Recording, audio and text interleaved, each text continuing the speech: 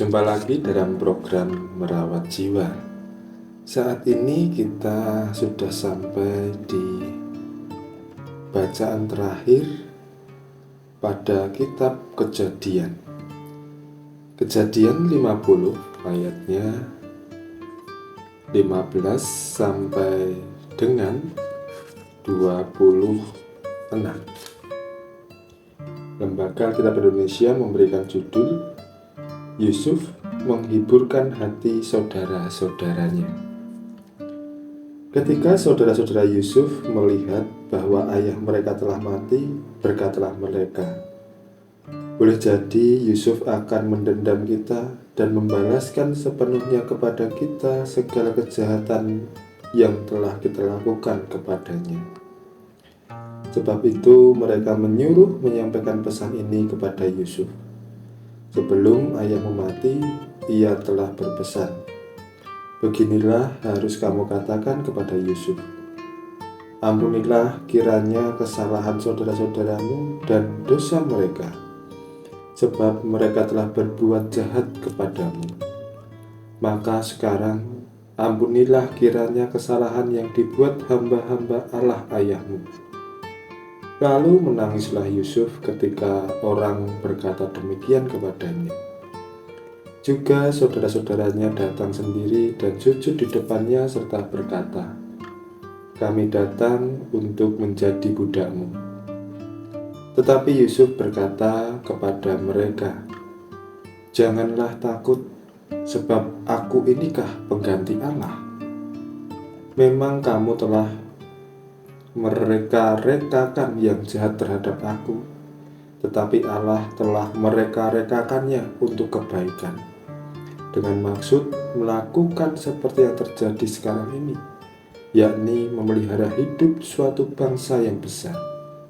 Jadi janganlah takut, aku akan menanggung makanmu dan makan anak-anakmu juga." Demikianlah ia menghiburkan mereka dan menenangkan hati mereka dengan perkataannya. Adapun Yusuf, ia tetap tinggal di Mesir beserta kaum keluarganya, dan Yusuf hidup 110 tahun. Jadi Yusuf sempat melihat anak cucu Efraim sampai keturunan yang ketiga. Juga anak-anak Makhir, anak Manasye, lahir di pangkuan Yusuf. Berkatalah Yusuf kepada saudara-saudaranya, "Tidak lama lagi aku akan mati. Tentu Allah akan memperhatikan kamu dan membawa kamu keluar dari negeri ini, ke negeri yang telah dijanjikannya dengan sumpah kepada Abraham, Ishak, dan Yakub." Lalu Yusuf menyuruh anak-anak Israel bersumpah, katanya, "Tentu Allah akan memperhatikan kamu. Pada waktu itu kamu harus membawa tulang-tulangku dari sini." Kemudian matilah Yusuf berumur 110 tahun. Mayatnya dirempah-rempahi dan ditaruh dalam peti mati di Mesir. Demikianlah sabda Tuhan bagi kita. Tema perenungan kita saat ini kita berikan judul "Beda Sikap Pengikut Allah". Nats yang kita ambil yaitu pada ayat 19. Tetapi Yusuf berkata kepada mereka, "Janganlah takut, sebab aku inikah pengganti Allah." Perilaku dosa yang khususnya mengorbankan orang lain akan menyisakan ketakutan dan penyesalan. Itu sebagai wujud dari konsekuensi yang tidak dapat dihindarkan. Inilah yang dirasakan oleh saudara-saudara Yusuf yang teringat akan perbuatan jahat mereka di masa lampau kepada adiknya. Kondisi ketakutan ini sangat nampak saat mereka diperhadapkan dengan adiknya yang memiliki kekuasaan di tanah Mesir. Sikap takut dan penyesalan itu dinyatakan oleh saudara-saudaranya dengan meminta ampun dan bersedia menjadi hamba atas Yusuf dengan harapan Yusuf mau mengampuni dan memberi hidup bagi mereka sebagai hamba. Yusuf dengan bijak memberi pengampunan dan memaknai peristiwa yang ia alami sebagai bagian dari rencana Allah bagi dirinya. Yusuf juga tidak mengabulkan permintaan saudara-saudaranya untuk menjadikan mereka budak bagi dirinya. Yusuf sadar betul bahwa satu-satunya Tuan dan pemilik hidup saudara-saudaranya hanya Allah sendiri. Ini dinyatakan Yusuf dengan ungkapan, "Janganlah takut, sebab aku inikah pengganti Allah." Perbedaan sikap inilah yang semakin menegaskan adanya perbedaan pengikut atau hamba Allah dengan hamba dunia.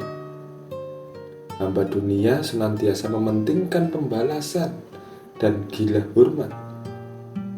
Cara berpikir saudara Yusuf bahwa adiknya akan membalas dendam.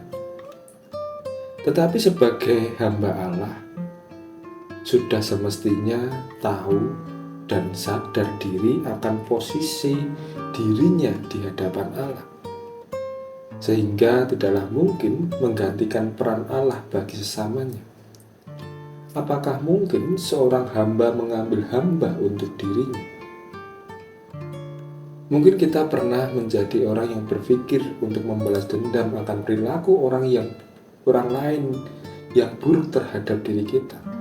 Atau kita akan sangat bangga saat orang yang dulunya bersalah kepada kita, merendahkan kita, dan memperlakukan kita dengan buruk, namun di saat ada kesempatan, kemudian mereka berada di bawah kita dan memperlakukan kita secara istimewa karena rasa bersalahnya, kita merasa bangga. Dengan demikian patutlah untuk disadari di manakah posisi kita ini saat ini. Apakah kita memiliki hak untuk membalas dendam kepada orang lain, atau patutkah kita menjadi tuan atas orang lain?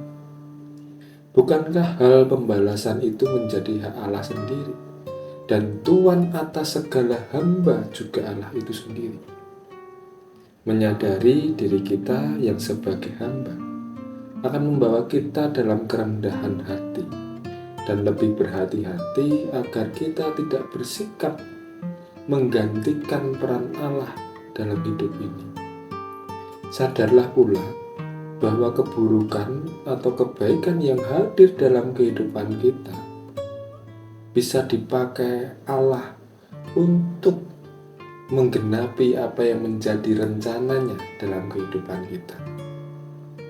Ketertundukan dan bersikap sebagai hamba di hadapan Allah, itulah kunci di mana rencana Allah yang baik akan nyata dalam kehidupan kita. Kiranya melalui perenungan ini, kita bisa menjadi pribadi yang berbeda dari hamba-hamba dunia. Kita bisa melihat permasalahan hidup, kita bisa melihat penderitaan hidup sebagai cara Allah untuk menata kehidupan kita.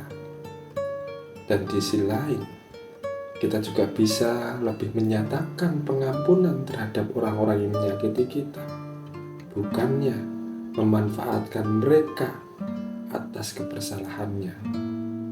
Kiranya kedamaian, sukacita, ketentraman selalu ada di dalam hati kita, sehingga hidup kita bisa menjadi berkat dan kita dapat semakin memahami apa yang menjadi kehendak Allah dalam kehidupan ini. Tuhan memberkati kita.